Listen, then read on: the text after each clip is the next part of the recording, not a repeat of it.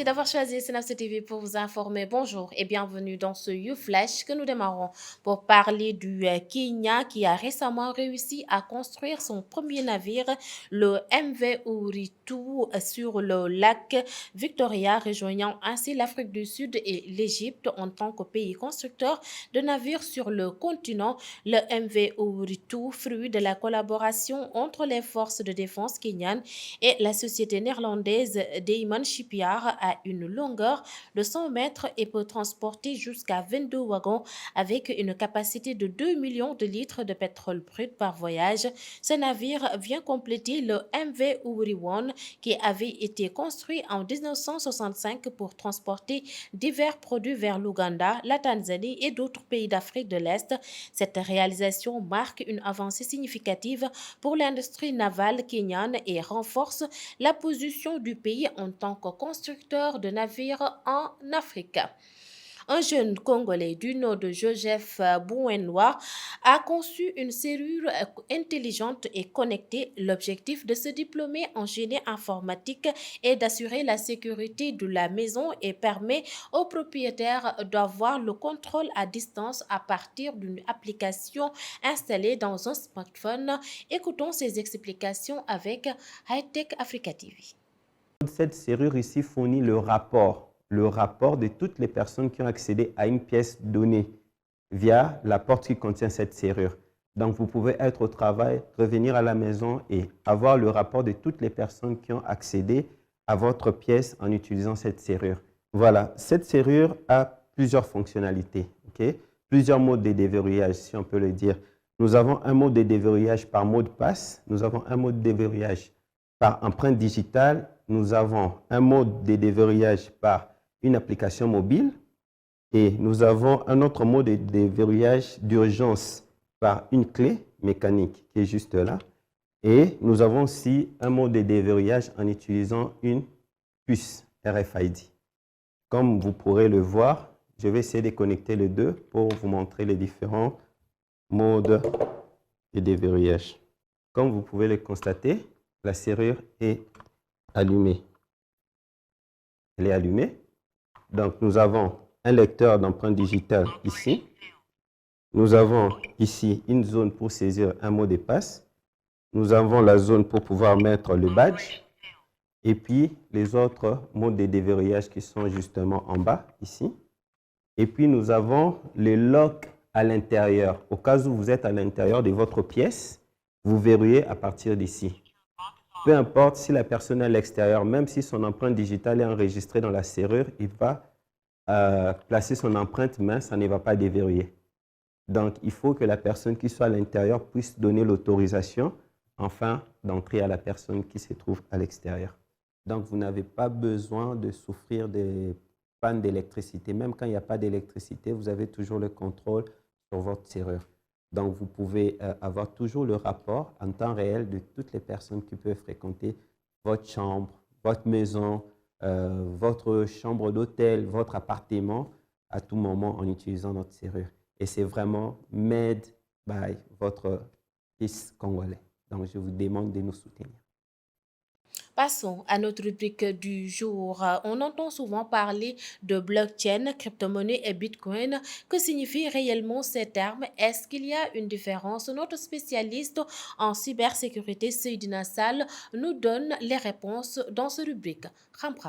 La blockchain est un grand registre central distribué, là où toutes les transactions sont, on peut dire, elles sont ni altérables ni modifiables. Il y a une totale transparence. On peut vérifier ce grand registre partout où on est à travers un Explorer.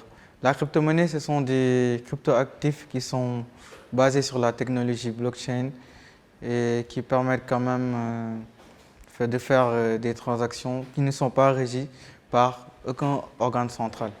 Le Bitcoin est une monnaie numérique qui est basée sur la technologie blockchain. En fait, c'est une des premières crypto-monnaies.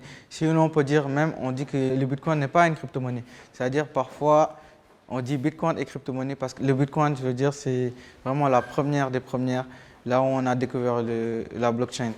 Et le Bitcoin permet d'envoyer et de recevoir des Bitcoins partout à travers le monde, sans aussi aucun organe central de contrôle. D'où la création a été faite lors du premier crash, là où des gens, on a vu qu'ils ont perdu toute leur fortune, vraiment toute leur fortune en 2009. Le crash de Lehman Brothers, c'est là que plein d'acteurs dans la cryptographie sont réunis pour travailler sur ce concept et les libérer pour faire vraiment une monnaie numérique qui n'est régie par aucun organe central de contrôle, et c'est-à-dire pouvoir être notre propre banque. Merci et vous retrouverez votre rubrique Ramram mercredi prochain. Parlons santé dans cette édition. Une nouvelle application élaborée par des spécialistes de l'autisme permet de diagnostiquer ce trouble chez les enfants de moins de 3 ans grâce à des tests courts effectués avec une caméra et un logiciel de détection. L'application a réussi à identifier des signes précoces de l'autisme chez 49 bébés, dont 9 avaient échappé aux évaluations classiques. Ce dépistage précoce promet d'améliorer la prise en charge des enfants atteints de ce trouble du développement neurologique avec des équipes françaises qui participent au développement de cette technologie. L'école polytechnique fédérale de Zurich a développé des robots chiens guides pour les malvoyants, offrant une alternative aux chiens guides. Les robots dotés de capteurs améliorés ont été programmés pour guider de manière plus efficace dans des environnements inconnus. Cette innovation vise à fournir une solution pour les personnes incapables d'avoir un chien guide, bien que les robots ne puissent pas reproduire la dimension sociale et affective des chiens. Une note de culture pour boucler ce U-Flash. Dans la nef de l'ancienne centrale électrique de Londres est accrochée au plafond de la Tate moderne une nouvelle œuvre de l'artiste ghanéen El Anatsui, créée à partir de vieilles capsules de bouteilles. Cette installation monumentale de 3 sculptures rappelle l'histoire coloniale de l'Afrique. Plus de détails dans cet extrait réalisé par nos confrères de Africa News. Ellen Atsui est donc un artiste de renommée internationale dont la carrière s'étend sur plus de 5 décennies. Il est né au Ghana, a passé la majeure partie de sa vie à vivre là-bas. Il a travaillé à Nsukka dans le sud-est du Nigeria. C'est un artiste, je crois, qui a l'habitude de travailler avec des matériaux qui ont une certaine histoire sociale. Et ce qui l'intéresse le plus souvent, c'est d'utiliser ces matériaux pour révéler quelque chose sur notre passé commun.